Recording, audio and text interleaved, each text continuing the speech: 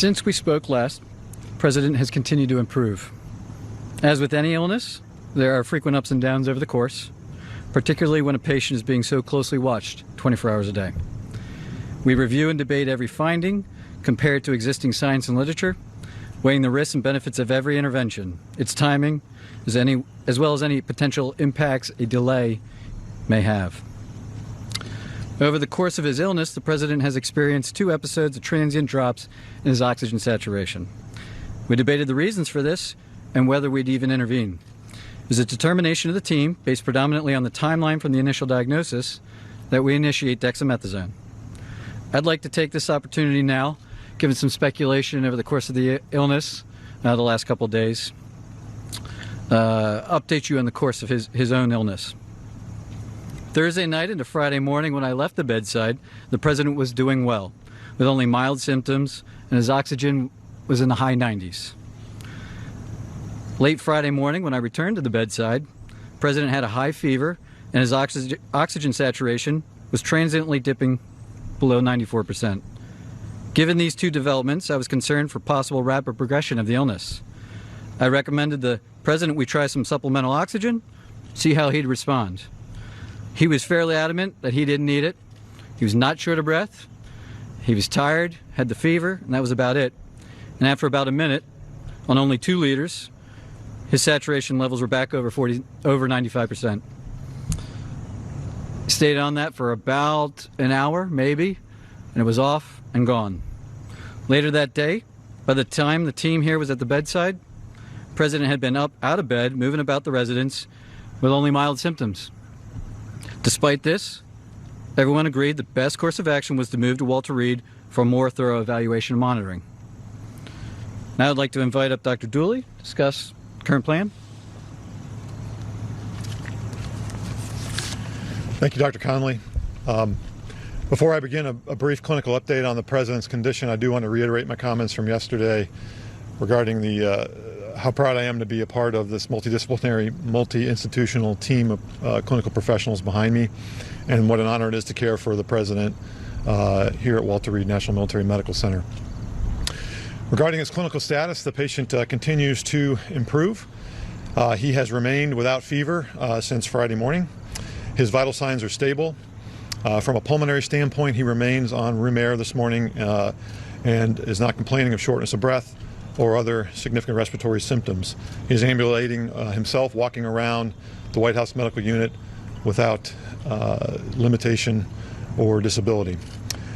Our continued monitoring of his cardiac, liver, and kidney function demonstrates continued normal findings or improving findings.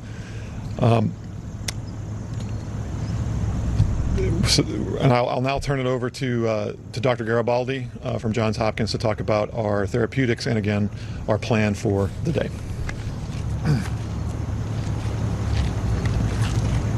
Thank you, Dr. Dooley, and I just wanted to again reiterate what an honor and a privilege it is to take care of the President, but to be part of such a talented and multidisciplinary team here at Walter Reed.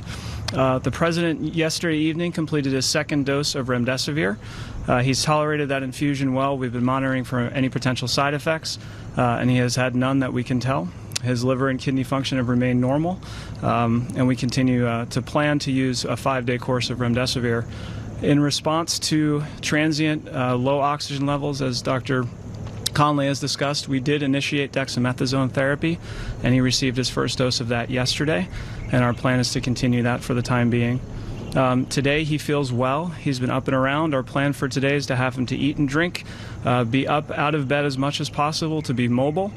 And if he continues to look and feel as well as he does today, our hope is that we can plan for a discharge as early as tomorrow to the White House, where he can continue his treatment course. Thank you very much, and I'll turn it over to Dr. Connolly for any questions. Just a moment, please. The President wanted me to share how proud he is of the group, what an honor it is for him to be receiving his care here at Walter Reed, surrounded by such incredible talent, academic leaders, department chairs, internationally renowned researchers and clinicians, including the support of Dr. Garibaldi from Johns Hopkins. I'd like to reiterate how pleased we all are with the President's recovery, and with that I'll take your question. you so much. Dr. Conley, you said that there were 2 instances where he had drops in oxygen. Can you walk us through the second one? And also, I've got a question for the lung specialist afterwards. Sure, yeah. Yesterday, there was another episode where he dropped down about 93%. He doesn't ever feel short of breath. We watched it, and it returned back up. As I said, we evaluate all of these, and given the timeline where he is in the course of illness, we are trying to maximize everything that we could do for him, and we debated whether we'd even start it, the dexamethasone, and we decided that in this case, the potential benefits early on the course probably outweighed any risks at this time. Did you give him a second round of supplemental oxygen yesterday? I'd have to check with the nursing staff. I don't think that if he did, it was very, very limited. But he's not on oxygen, and the only oxygen that I ordered or that we provided was that Friday morning initially. And about what time was that yesterday? Yesterday. What was yesterday? You said the second instance. Second incidence? Oh, it was over the course of the day. Yeah, yesterday morning. Dr. Conley, what is the president's current blood oxygen level? That's my first question to you, Dr. Conley. 98%.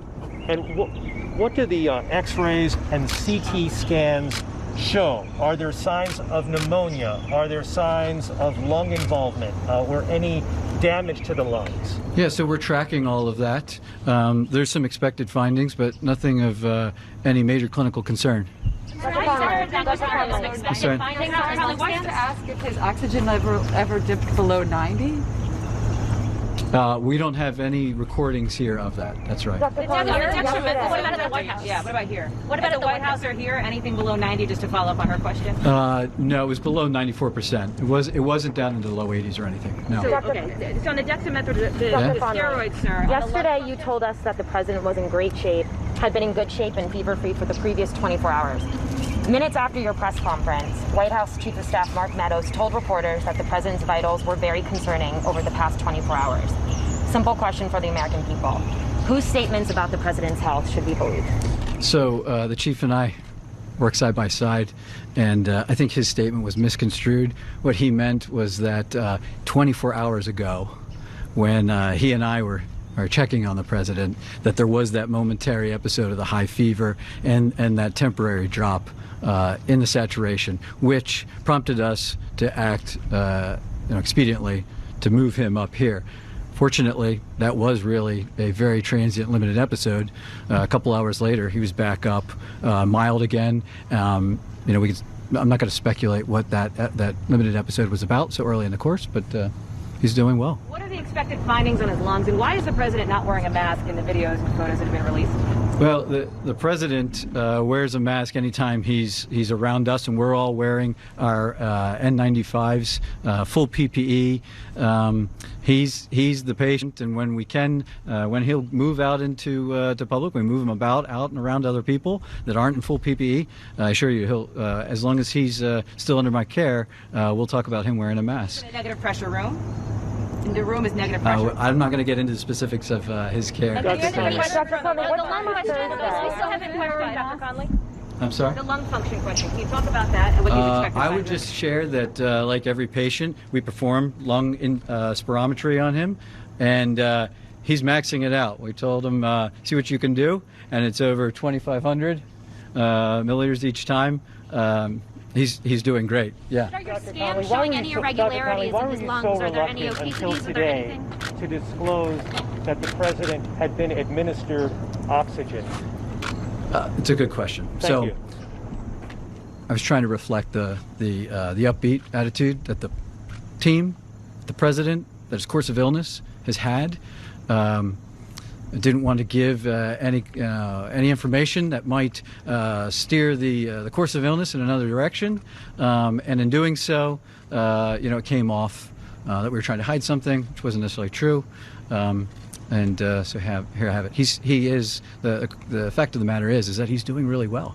That he is responding, and as the team said, if everything continues to go well, we're going to start discharge planning back to the White House. That's it. Thank you, folks.